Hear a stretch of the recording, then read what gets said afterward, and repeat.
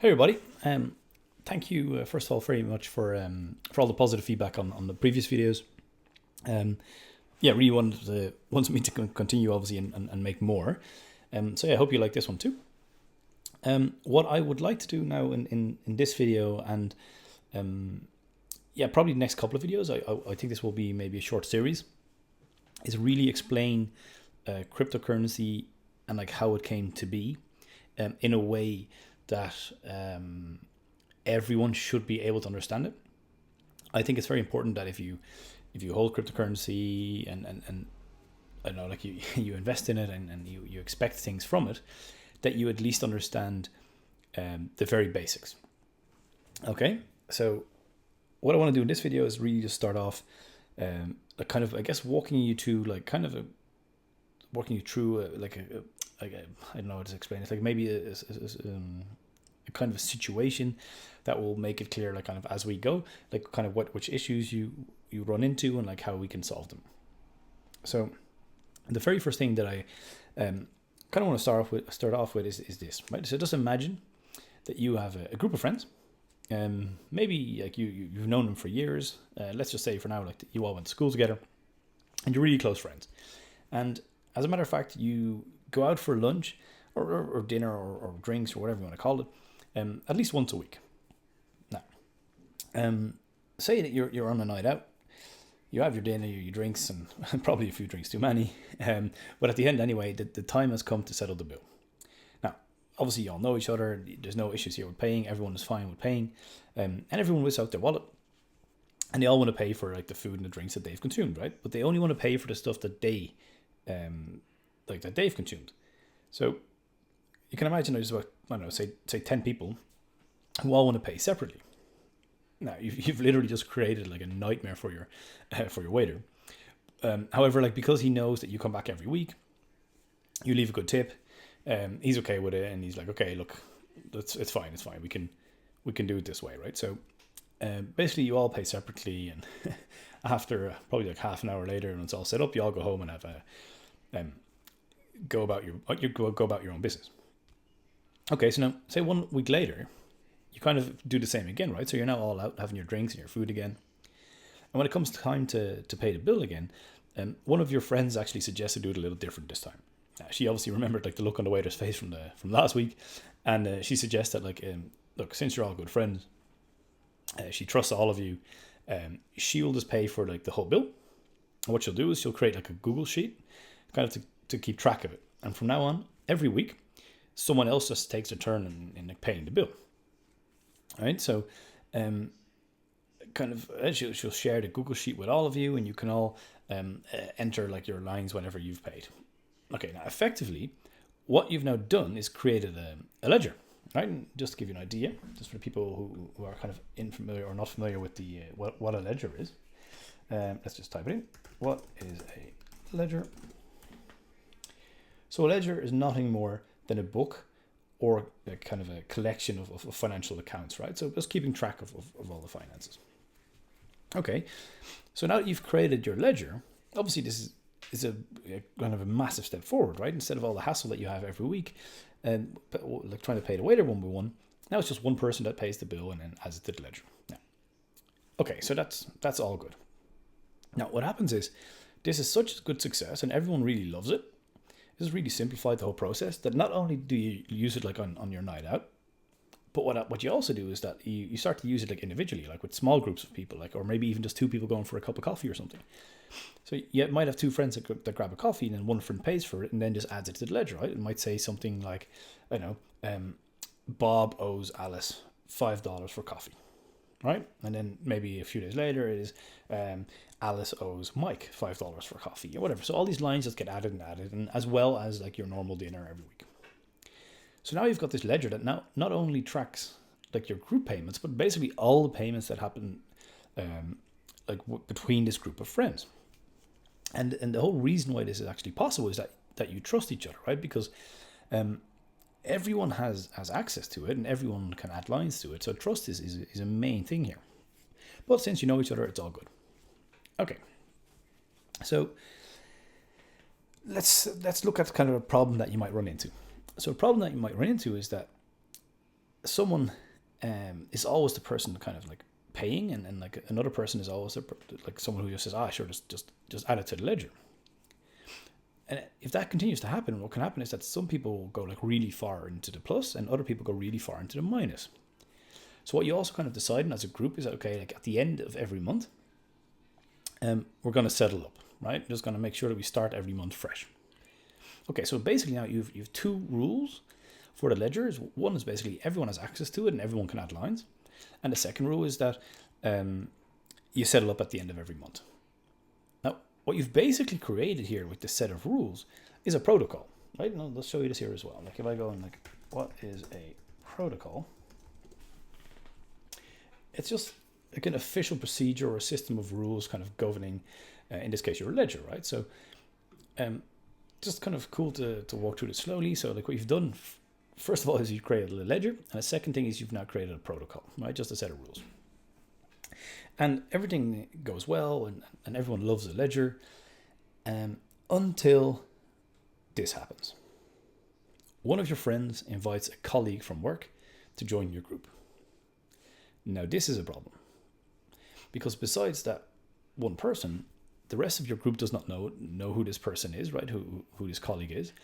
And to be quite honest, you don't really trust him or her with access to your ledger, right? Because, well, they can add lines and they can delete lines and they can do all this kind of stuff, but you don't know them and you don't trust them. So we now need to solve the trust issue. So how do you solve the trust issue? Well, one of the things you can do, for instance, is, okay, add signatures, right, to every single line.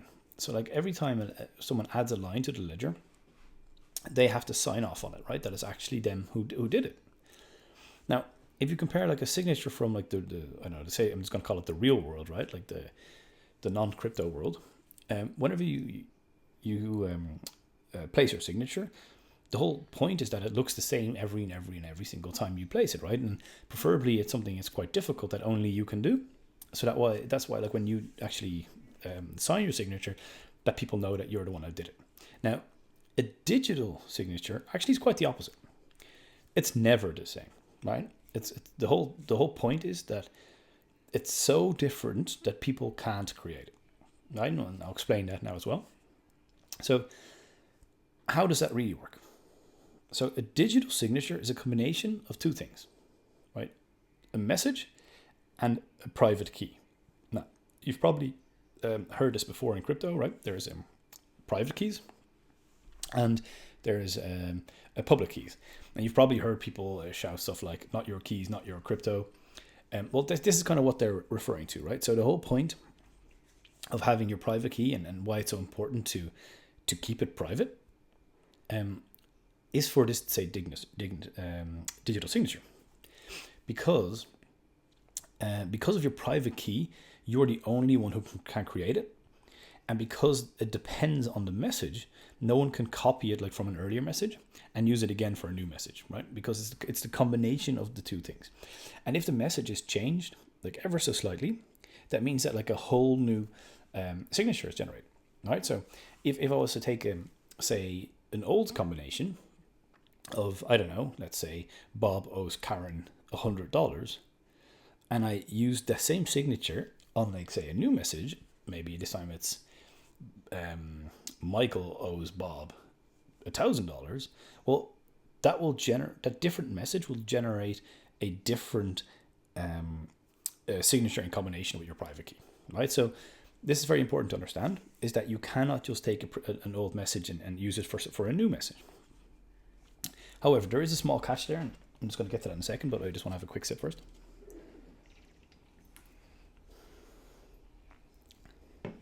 Okay. Actually, before I get into what the catch is that we like, this one more thing that we need to solve, I'm going to get into one thing, small thing first, and that is the public key.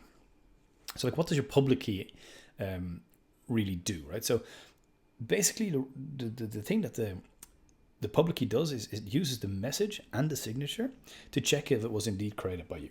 All right, so basically, it just creates this, I guess, true or false statement to see like if a transaction is valid or not, right? If you're the one who actually created it. Now, the other issue that I mentioned that we need to talk about is I said that it was not possible to copy like the old signature and use it for a new message.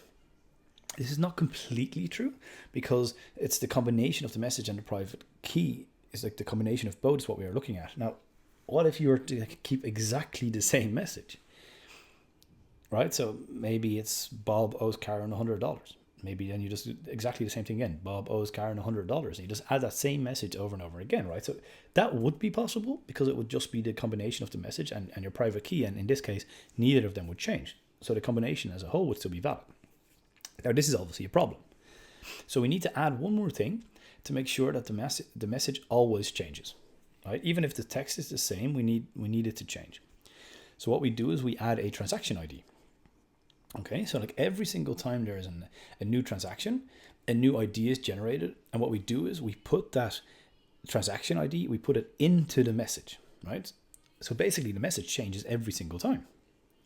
Right, now because of that, and because it's the signature is linked to the message and the private key, and now your message, even if it's the same line of the same transaction or code, whatever it is, but because you add the transaction part, the ID part of the transaction into there as well, the message still changes, right? So now that's been solved.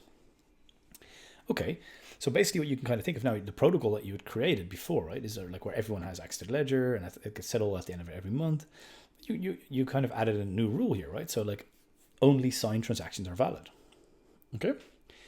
And this is kind of the way, if you just keep going through these steps, you can make your protocol like bigger and bigger. But basically all it is a set of rules. Okay, so now we should move on to like the next issue, right? So we've had the how to trust lines. Now we've solved that with the signature part. So even now, if your friend's colleague joins in, like they can't really mess around adding payments and saying that people owe him money or whatever, because people would have to sign off on it. We could all see, right, if it's legit or not. Okay, so now we have another thing. So what happens if people don't settle up at the end of the month? Right, like there's people that are expecting to get paid, but what if the people don't actually have the money? Like, I'm not even saying that they don't want to pay. What if they just don't have it? So that's another issue. So what we need to do is we need to create a world where this problem doesn't even exist. All right. So very simply said, people are not allowed to spend money that they don't have. Okay. So how do we guarantee that? Well, we guarantee that by getting people to pay up front. All right. So imagine this as people buying crypto, right? So if you want to transact on the XRP ledger, you have to buy XRP. If you want to transact on the Bitcoin ledger, you have to buy Bitcoin, and so on and so on, right? So basically what you do is you pay, and I'm just going to make this up here, say $1,000 upfront, right? By say buying the type of crypto of the ledger that you want to transact on. And now you're limited by like what you can spend is limited by like the value of the currency that you hold, right? So let's say this I'm going to continue with that example that you paid 1,000 up front, right? You bought 1,000 worth of that crypto, and now let's say that you spend $600 in one transaction. Okay, no problem. You had 1,000, all good. Then you go and you spend 300 in another transaction. That's still all good. 600 and 300 is 900, so still below that 1,000. That's all good. Okay, and now you go and you want to spend another 200. Well, that third transaction will not be allowed. Right? It's very simple because you don't have enough money to cover the transaction. I'm going to come another sip here 1 second. So now you have an issue of the third one not going through. Well, there's another thing that we need to think about, right? So the actual order in which it happens is very important, because if you were to say spend that 200 first and then the 300 and then the 600, well, then the 600 would not be allowed. If you were to spend the 600, then the 200 and then the 300 would not be allowed, right? So the order matters. Now in this, brings us to like a very important point, right? So we have to decide on the order. Now, if we take a look at the current setup, right, that website, that Google Sheet, or wherever you create this ledger, it's currently it's in one place. It's centralized, right? So now we're going to just touch on centralized versus decentralized. So just imagine that the website goes down, or the person who owns the website changes the rules, or if someone decides to delete something, or if I don't know, like so many stuff could happen, right? Because it's centralized, that's a problem. So what we need it to be is we need it to be decentralized. So what does decentralized actually mean? Okay, so what we basically do is we give every single person their own copy of the ledger, right? And at any time they want to make a transaction, they can do so. But then what they have to do is they have to broadcast that transaction out into the world, right? So for every one of the other ledgers to hear, so that they can write it down in their own ledger. Yeah, so as simple as that, right? So everyone has their own ledger, and everyone keeps track of all the copies. But as we kind of touched on before this, the order in which it happens is very important. So what if not everyone writes down the transaction in exactly the same order? That would be an issue, right? Because then certain ledgers would say that certain payments were accepted and other ones were disallowed, and then a different ledger would say different things again. So it would basically just be a complete mess. Okay, so now we've arrived at probably like a really critical next step, also kind of the end of this video, is now we've arrived at the consensus mechanism, right? So how the order of the transactions gets decided, and like how all of these separate ledgers can agree upon this.